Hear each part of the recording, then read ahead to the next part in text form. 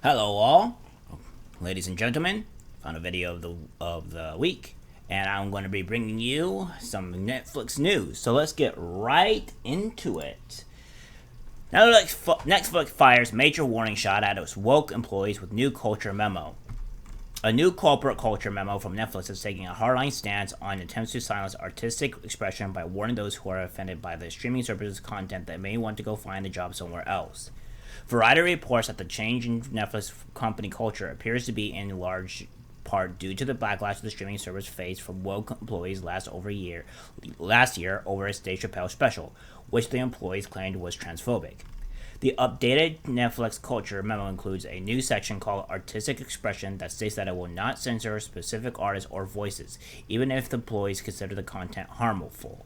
If you find it hard to support our content breadth, Netflix may be the best place for you. The memo states, later adding that employees may be required to work on projects that they perceive to be harmful, and that if they have a hard time accepting their work assignment, they might want to consider working somewhere else. Entertaining the world is an amazing opportunity and also a challenge because viewers have very different tastes and points of view. So, we offer for a wide variety of TV shows and movies, some of which can be provocative. The news section reads, after later reading, adding, we support the artistic expression of the creators we choose to work with and that we let viewers decide what's appropriate for them, versus having Netflix censor specific artists or voices. Yashir Ali says Netflix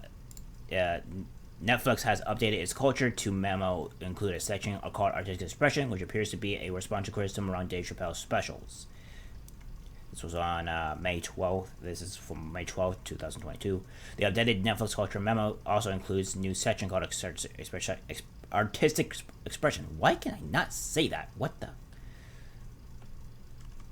Netflix reportedly fired the leader of a trans organization with the company last October who allegedly organized a walkout to protest the company backing Chappelle over his special, The Closer, The Verge reported. The employee was terminated on suspicion of leaking metrics to the press related to the Dave Chappelle special. Those metrics about how much Netflix paid for The Closer and how many people it reached. Subsequently, ended up in a report on Bloomberg. While the employee had shared the metrics internally, they spoke out against at least two colleagues, worried that might hurt the walkout movement. The leaking of internal data is highly unusual at Netflix. While the company prides itself on transparency, employees are told that the culture can only thrive when Netflix data remains internal. All right, so essentially what Netflix is doing is that they're pretty much just saying no to woke. However, if we go over to specifically what Netflix's new.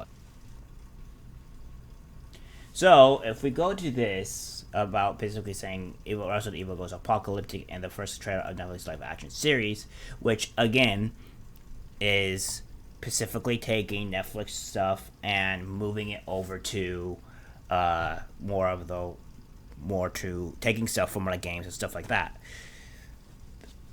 See, Netflix can say it's not trying to be woke or say put these things up, but they're lying because obviously everything about the Resident Evil movie is specifically woke and it's another live action series, so it's not doing super well, from what I gathered. However, I won't say that 100% with certainty. So I'll have to do an actual news to actually confirm whether it is doing well or whether it's doing good. But again, Resident Evil is shown to be kind of a more of a flop, just because of the live action series.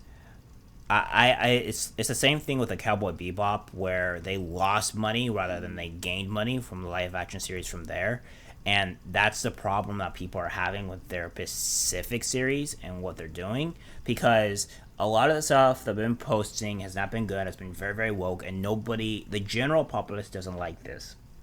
And here's the thing that I would have.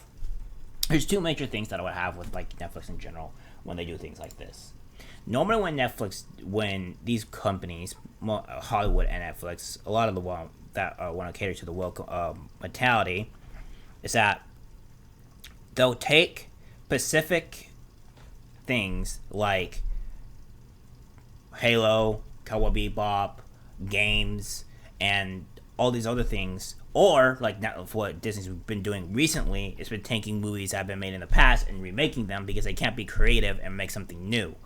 And due to this, nobody likes it. And what they're realizing is that the majority of the people, either Democrat or Republican or whichever side that you're on, they don't accept this. They normally don't allow this. People normally don't like this because because at the end of the day, when people get home from work, they're done cooking or whatever, people just want to sit back, relax, watch a movie without politics or anything woke in it. And that is the best thing about it. That's one thing why anime is doing so well, is because anime is something that does not always cater, or if ever cater, to the woke mob. It's just a story, and if a character happens to be gay or trans or what have you, it's only due to the fact that the character is just that. He's just happens to be gay, or he happens to be trans. Like, there is no forceful thing, whereas everything else that they come up with is forceful. It's not wanted, and that's the problem that we have here. And with their newest show, with the Netflix trailer, which will I would show it, but however, unfortunately, I can get copyright struck, and I really don't want to have to deal with that.